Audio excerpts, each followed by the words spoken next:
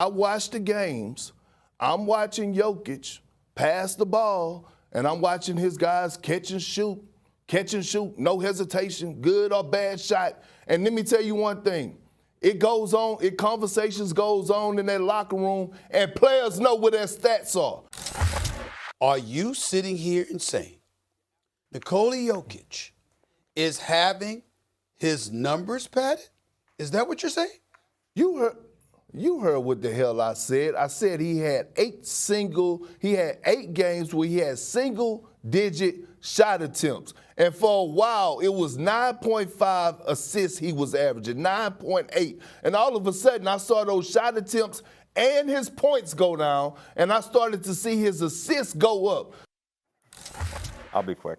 Okay, that was a great follow-up by Stephen A.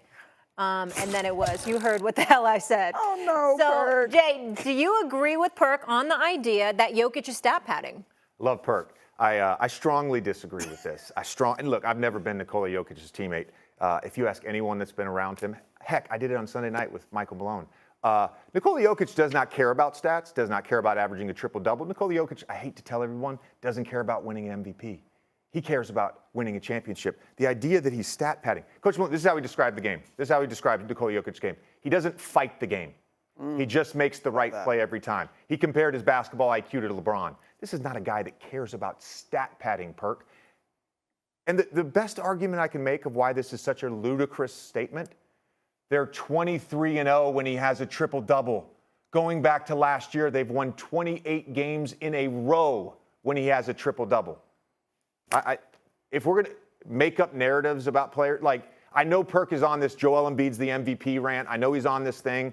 But, like, let's not make up a narrative about a player that is just so unbased in reality. Perk, I love you, but no. Okay. I'm just trying to think of a country phrase to say that is equivalent to Perk being a hater. But go ahead, Stephen A. Well, I will tell you I completely agree with JJ on this. I've never seen nor talked to anyone who's made the slightest indication about Jokic in that regard. Why people want to bother me when, I'm supposed to be off today.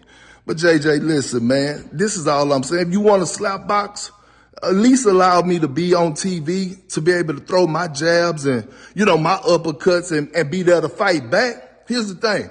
No one is knocking what Jokic is doing for as him having an unbelievable season. He's an unbelievable player.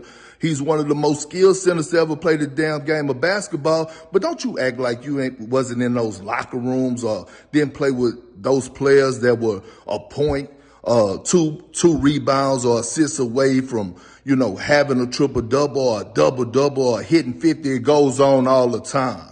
It goes on all the time across the league, and it's okay. Guys should be able to reach milestones and live in the moment, and their teammates should be able to be there to help them reach those certain milestones. But don't act like you don't know and wasn't part of it and shared locker rooms where that type of stuff happened, because it happens all the time. That's the first thing. Second of all, when it comes down to the MVP race and winning MVPs, Jokic should want to win a third MVP. It's one of the highest achievement, if not the highest award that an individual could win in the league. So why wouldn't you care? You should care about winning the MVP. Let's not take that for granted. Now let's talk about the criteria. We don't know the criteria for MVP because the goalposts move every single season. And just because I feel like Embid should be in the conversation, should be the front runner because he affect both ends of the floor, I'm wrong. I watched Embid go 9 for, I believe, 25 or 27 from the field, but still dominated the game with 18, 19 rebounds, 6 blocks for them in the second half when they played like 2 games ago. I mean, I just seen the different impact. I ain't wrong for that. You know what I'm saying? I may love to drink Ciroc. You might love to drink Hennessy. Both of them go get you drunk. But I tell you this much. I'm going to see you tomorrow with your little Elvis Presley looking ass. And boy, I'm coming right at you. Carry on. JJ Redick is completely right on this. Kendrick Perkins has no argument that Joel Embiid is the MVP, so he's making baseless claims against Jokic, calling him a stat padder. So why would Perk make this up? Well, he mentioned the reason himself. He even brought up the Russell Westbrook narrative, saying that we did the same thing to him in 2016. But there's one big difference. Russell Westbrook actually stat padded. Russ is my favorite player, and I've been watching him since 2013, but I can tell you without a doubt that there has been games where Russell Westbrook has blatantly stat padded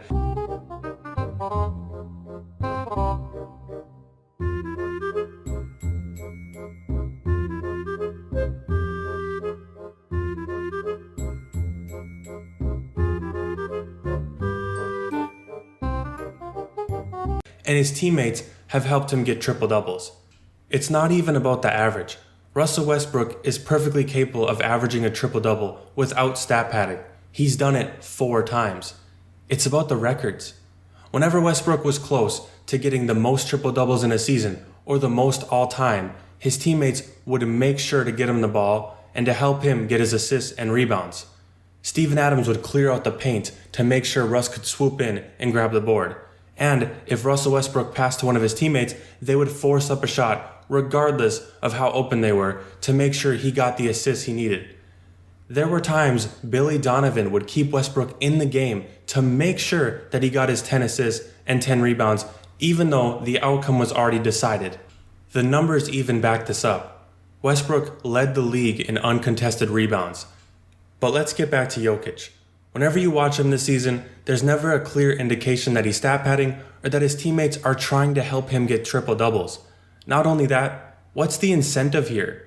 If Nikola Jokic is trying to win a 3rd MVP, why would averaging a triple-double be the way to do it? He's already won 2.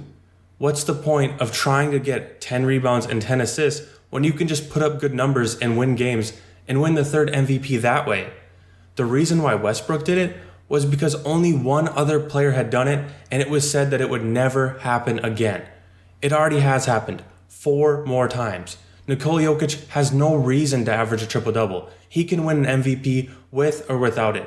And besides that, I don't even think he's trying to win the MVP. JJ Redick just said he's trying to win a championship. So there's no reason for Jokic to even do this. Kendrick Perkins just remembers the narrative from 2017.